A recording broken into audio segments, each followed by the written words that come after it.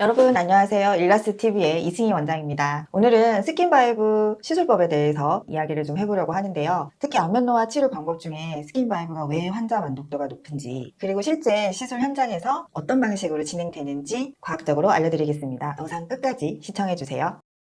먼저 스킨바이브는 저농도 히알루론산 필러로 진피 하부에 주입을 해서 피부의 수분감을 높여주고 잔주름과 피부결을 개선해주는 효과가 있습니다. 제가 필러라고 소개를 했지만 이제 통상적인 필러와는 다른 성상이라고 생각하시면 되고요. 거의 볼륨이 없는 제형이라고 생각을 하시면 되겠습니다. 저널 오브 코스메틱 더마톨로지 2023년 논문에서는요, 스킨바이브는 피부의 수분 저장고 역할을 하며 건조하고 칙칙한 피부에 생기를 불어넣는 데 효과적이라고 하는데요. 또한 표피층에 아쿠아포린3라는 단백질 발현을 도와주어서 피부 수분 이동을 촉진해주는 그런 효과도 기대해 볼 수 있습니다. 그렇다면 스킨바이브 시술은 어떻게 할까요? 사실 병원마다 환자의 안면 상태에 따라서 시술 방법을 3가지 정도로 분류해서 시행을 할 수가 있는데요. 대표적인 방법 3가지 소개해 드리도록 하겠습니다. 첫 번째, 그리드를 그리고 마이크로 드래플릿 방식으로 주사를 하는 방식인데요. 이것은 표준 시술 방법입니다. 그리드란 격자 형태의 그 바둑판 같은 그림을 그리는 건데요. 일정 간격으로 얼굴에 이러한 그리드를 그리고 난 다음에 그 안에 마이크로 드래플릿 방식으로 아주 미세한 방울 형태로 히알루론산 스킨바이브를 촘촘히 주입을 하는 것입니다. 이 방식을 사용하면 안면 전체의 수분감을 고르게 높일 수가 있고 잔주름과 피부결 개선 효과를 극대화할 수 있습니다. 특히 볼주름의 탄력을 높이는데 도움이 되는 시술 방법입니다. 두 번째는 캐뉼라를 사용하는 방법인데요. 스킨바이브를 주입할 때 뾰족한 바늘을 사용하는 대신에 둥근 팁의 캐뉼라를 사용해서 멍이나 통증을 줄여주고 넓은 면적의 시술을 할 수가 있게 해줍니다. 특히 안면부는 혈관이 많아 멍이 잘 생기는 부위가 있는데요. 이런 분들께 적합한 방법입니다. 세 번째는 주름에 직접 주입하는 방법입니다. 깊은 주름이나 특정 안면부 부위에는 스킨바이브를 필요에 따라 직접 주입하는 방법도 있습니다. 특히 입가에 깊은 주름이나 팔자에 선이 생긴 경우, 국소적으로 개선이 필요한 경우에 환자 상태에 맞춰서 시술자의 선택에 따라서 직접 피부 표면에 주입을 하게 되는 방식인데요. 이 방법은 단독으로 하기도 하고 다른 시술들과 병행해서 시술도 할 수 있습니다.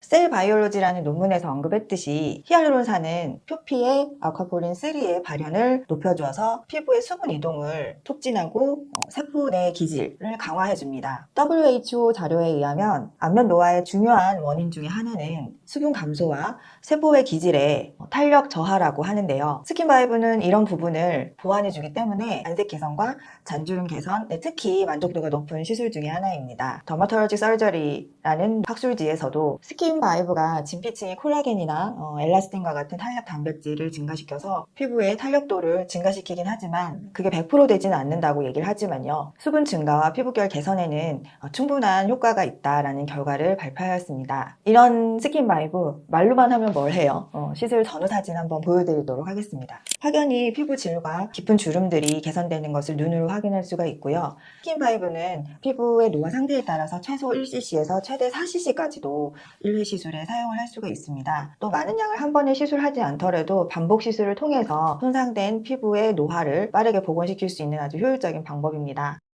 제가 진료실에서 환자분들께 가장 많이 하는 코멘트 중에 하나인데요. 스킨바이브는 안면부에 수분을 공급해서 잔주름과 피부결을 개선시켜주는 아주 좋은 방법입니다. 하지만 근본적인 안면 노화를 개선하는 데에는 어느 정도 한계가 있습니다. 그래서 피부 층별로 노화를 고려를 해서 다양한 에너지 베이스드 디바이스를 활용을 하거나 아니면 기타 다른 바이오 스티뮬레이터가 콜라겐 부스터와 같은 제품들을 활용을 해서 피부에 맞춰서 다양한 재료와 다양한 도구를 활용해서 하는 복합 병행 치료를 추천을 하는데요. 그러한 시술을 했을 때 훨씬 더 환자 만족도가 높고 노화를 조금 더 근원적으로 치료를 할 수 있습니다. 그래서 스킨바이브는 치료를 하기 위한 하는 도구 중에 하나이고 효율적인 도구 중에 하나일 뿐 병행 치료를 하는 것을 무척 중요하게 제가 언급을 하고 있고요. 시술 후에는 주의해야 될 사항 중에 하나가 럼프가 생기는 경우인데요. 큰 부작용은 여태까지는 시술 결과 없었지만 럼프가 생기는 것을 예방하기 위해서 셀프 마사지를 하거나 시술 직후에 보이는 경우에는 진료실에서 바로 마사지를 통해서 풀어드리고 있습니다. 그래서 럼프가 생기지 않도록 주의하는 것이 굉장히 중요하겠고요. 시술 간격은 적당량 2cc에서 3cc를 시술 받으셨을 경우에는